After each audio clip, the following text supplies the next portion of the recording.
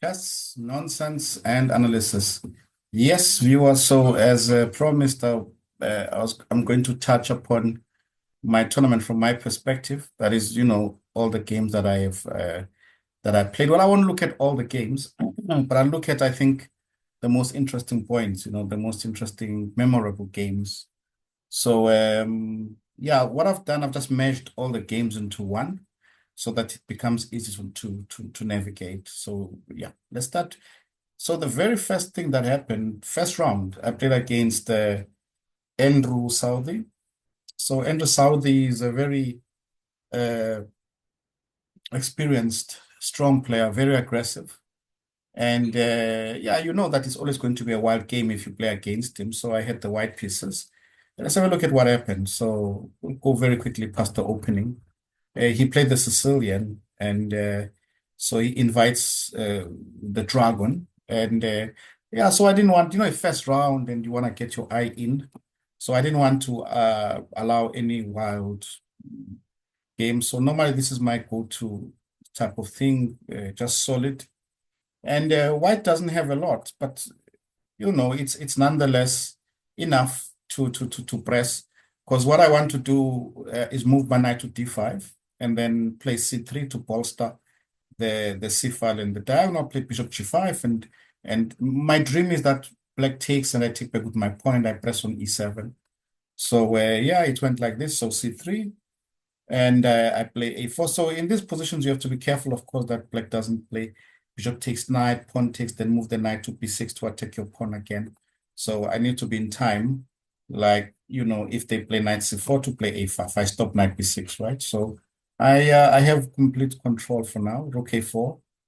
And I was very happy with my position. So I push him back, bishop b3, knight b6. I think I have a very comfortable advantage here. My knight is okay. Two things. My rook is hanging, yeah, here by a pattern, so my queen can defend, and my knight is out of the game. So knight d4 is very logical to bring the knight into the game, and we exchange. He plays h5, rook b4, so I'm attacking b7. So here everything is going very well. I play check, bishop d5, I attack b7, going very well. Rook b8, I play rook a1. Okay, temporarily, but I mean I've got ideas like to move maybe rook b6 and b4 or something, and then c4, just to always attack. I want to attack b7, I want to attack e7, and the king is also weak. Eventually, I want to attack the king. So I've got a clear advantage here. So I kept the piece. I think my bishop is quite well placed. Rook b6, queen e3, h3, to allow g4 in some positions. And yeah, here I've got a clear advantage. Yeah? Queen e7, b4, rook c7, rook e1, rook e8. Everything is going well here. I played g4, bishop d3, and right here, somehow I had the feeling that I had a good position, but I missed the knockout blow here. And the knockout is to take on h5 simply. And then if it takes back, I didn't inspect further, unfortunately for me. But the key thing here is that there's rook h6 check. In the game, I had always been looking at bishop g8 check first for some reason. Then I thought, okay, rook takes, excuse me, queen takes. Then if I play, say, rook h6 check, but still then, bishop h6, if queen takes, I mate. So, no, I don't mate because I'm pinned. Exactly. That's exactly, these were my thoughts in the game. So I thought bishop g8, queen takes. Yeah, but then if queen takes, I can play rook h6 mate. So I still don't understand what I was calculating. But the win is just rook h6 check. The point is that if queen takes h6, I play queen g8 checkmate. Yeah, done. Yeah, but I somehow started getting confused, getting low on time, and then I played rook e3, and then this is the move I was unhappy I allowed because the queen can come in here. I'm still better. Maybe I should play something like rook f6, maybe just to keep control. And here I made a complete howler. I played c5 for some reason. Um, and then I realized that, I've dropped a piece. Or rather, I'm dropping. He plays rook e5, queen d8, rook d7. check. Now I'm much worse, but luckily there isn't a straight knockout blow for him. But I was very unhappy here. I think the position is very unclear, possibly okay for him.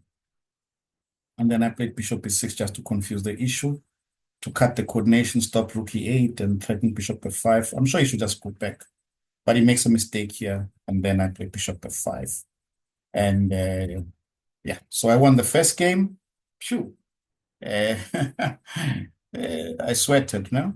And then yeah, second game, okay, was not really eventful. Then the third game, I had to play Calvin. And yeah, so I play FIDE Master Kelvin Klassen. And let's have a look at the game. Yeah, so I go e4, 5. And yeah, I was surprised that he played the Rando pairs because he plays all kinds of openings, of course, against me. And here I wasn't really too keen on playing h3 and letting him show what he has prepared. So I played a sideline. Yeah, because it's always a good idea if you play against someone who doesn't always play that opening that you play a sideline because it needs someone to have experience, no, to be able to handle it. And then he played bishop g4, d5, and h3. He played bishop h5. It's still theory, but the main line is bishop to c8, like so. So that if I take on c6, he can play queen c7, and okay, white is better, but it's okay. So here he plays bishop h5. So now the advantage I'm having is that white has got a very simple plan. I want to play knight d2, knight f1, knight g3. The bishop must move knight h4, put a knight on f5. And then I continue from there. So it's a very straightforward type of plan that I'd be going for in that position. So I play knight d2, knight f1, knight g6, knight h4, queen f3. So here I think I already have a good advantage. And then when he played knight d7, I understood, okay, I've got a clear advantage because he doesn't have counterplay, yeah? Knight f5, knight c5. Now I can play b3. He doesn't have knight a5 because of b4, knight b6, a5. Yes, knight c8 is a bit ugly because the rooks are not coordinating. So I have some time. I play h4, knight e6, bishop b2, f6. Then I thought, okay, f6, I need to get my bishop to b3, to oppose, because this bishop now, because you see his pawns are on black squares, it means that the white squares are weak, which means that the black square bishop is the most important piece, right? So I thought, okay, if I exchange the white square bishop, I'm doing very well. Bishop d5, and here I played knight h5, which is a nice idea. King h8, and then here I got carried away. Because when he plays king h8, I mean, I should be careful, yeah? Okay, I can play maybe rook d1, because if every time he plays g6, I can play knight takes f6, knight takes e8, and he cannot take because the knight is hanging. I always saw this, but I played queen g4. Yes, this is exactly what I was thinking in the game as well, but there's a flaw. I played rook d1 pretty quickly, having seen this variation, but then I noticed he should play bishop takes h5, so this is a big mistake. And then after queen takes h5, then g6, I'm going to drop a piece. And I mean, I was thinking about this during the game that, okay, maybe, I try this, but maybe, yeah, in rapid, I can still, take back with the pawn, like something like this. I don't know, maybe g4 or whatever. I have pieces, then play c4, but objectively, I mean, I've really ruined a very nice position, yeah? That was, again, a howler. So I was making a couple of these, once in a while. But here he played g6, and then he allows me to win quite nicely then, yeah, because I take on e8, and he cannot take bishop takes e8 because I take on e6. So he plays. So now the problem is that the king is weak, you see. I'm just gonna be always looking at the king. He plays knight f4. And now I see a very nice idea. I take here and I play c4. This is very nice because now I open up this diagonal and I'm threatening first and foremost to take the knight. So knight h7, and then I rescue my knight in a tactical manner this way. Because of course, this means that I play check and then I will take my knight back. Yeah. it's too much. Uh, he played rook d7, queen a8, and then I managed to win the knight and resigned. So very nice game, really, but okay, not accurate, rapid. I did make a big mistake, but concept-wise, the game was actually, quite nice, quite useful. And then the next I met Metfi. Okay, I played some few games, and the next important game I played was Metfi Rogov. And let's have a look at the game. So I was playing with white, and he played e5. Okay, that surprises me because he normally plays Sicilian or French. And then here he surprised me with this variation. Yeah, so one needs time, to remember the variations, and I don't have the time because it's a rapid. So I thought, okay, I'll just play principal chess. Sometimes you can play these openings without knowing openings if you play principled moves. Like for example here, black plays in the flank. What is the principled response? Hit in the center, right? So d4 is principled response. If takes on e5, knight takes e4, principled as well. So he takes on d4. Now I know the next principle, but he played this quickly. The next principled response is to take on f5, and white should have a small advantage. But he was playing pretty quickly, and I understood that he's still within, so I just played castles because this is not principled. We are now playing in gambit style. And then here he started to think, and I was happy because I took him out of, any preparation, so to speak. So yeah, he starts to think, and gambit style, I mean, completely gambit style. The king is in the center, the king is open, so this is very nice and very interesting. So he takes on d4, knight takes d4. He has to be careful that I don't explode on him. Yeah, knight f6, bishop g5. Bishop g5 is a tricky move because I'm stopping moves like bishop c5. Because, for example, if you play bishop takes c5, possibly I can take directly. No, yes, there is one very nice trick I saw. Take. What was it? Okay, I don't remember, but there was like I can play because I'm trying to play check and take the bishop. Oh yes, indeed. Yes. I remember. If queen takes, I take knight takes c6, and then I play queen h5 check. Yeah, so this was like a little trick I had to see. Of course, it's not going to fall into that, but it just shows the difficulty of black's position. I'm not saying that black is in trouble, but black has to navigate, no? And I was happy to put him under a lot of pressure. He plays bishop e7, I play knight f5, he castles, I play knight c3. So what is happening? What's happening? I'm ahead in development, and I'm banking on winning this point. If I just win the pawn cleanly, then I have a very good advantage because I'm ahead in development, right? So he plays d5. And I played knight takes e7, knight takes e7. And here I missed something very simple, actually. I missed just simply here to play bishop takes f6. I missed this completely. I saw this, but then, and I was thinking if rook takes f6, right? This was my thought in the game, because now there's a pattern here. I can play knight takes e4. But wait a second, I did see this, and I was worried about rook f4. I did see this. And I was worried about rook f4, but maybe it's nothing to worry about. Because maybe, can I not play knight back, knight c3? Yeah, but if I play knight c3, I'm blocking my bishop as well. Ah, rook e1. Is rook e1 a move? Rook e1. Well, you know what? Another, I wonder. But okay, this is like, yeah, I remember I was worried about this. That's why I didn't go into that actually. So I played bishop b3. And my idea of bishop b3 is to take the knight and then take on e4. And then you play bishop e6. Yeah. And yeah, this is interesting. The bishop is hanging, but every time I take on f6, he's going to take with the rook. So I played f3. It's very interesting. As I say, gambit style. If he took, I would take maybe with the queen, play rook e1. And I'm very fast. two bishops, and so he played queen d6. So his idea is that if I play f takes e4, he will play knight g4. But I have knight takes d4, e4 in time. If he plays d takes e4, I will take queen takes d6, then take the bishop. Queen b6 check doesn't work because I have knight f2. So knight takes e4, f takes e4.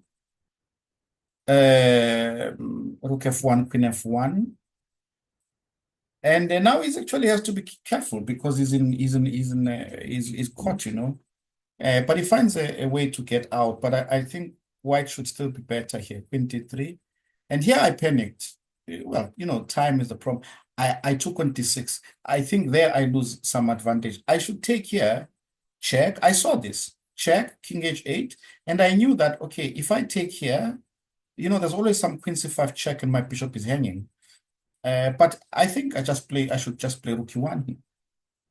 This is the move I had missed initially in the game. Because rook e1 just centralizes my piece. I control the e file. If queen c5 check, I play bishop e3. I'm attacking b7. And my pieces are just... and, you know, the rule is that if bishop against knight, right?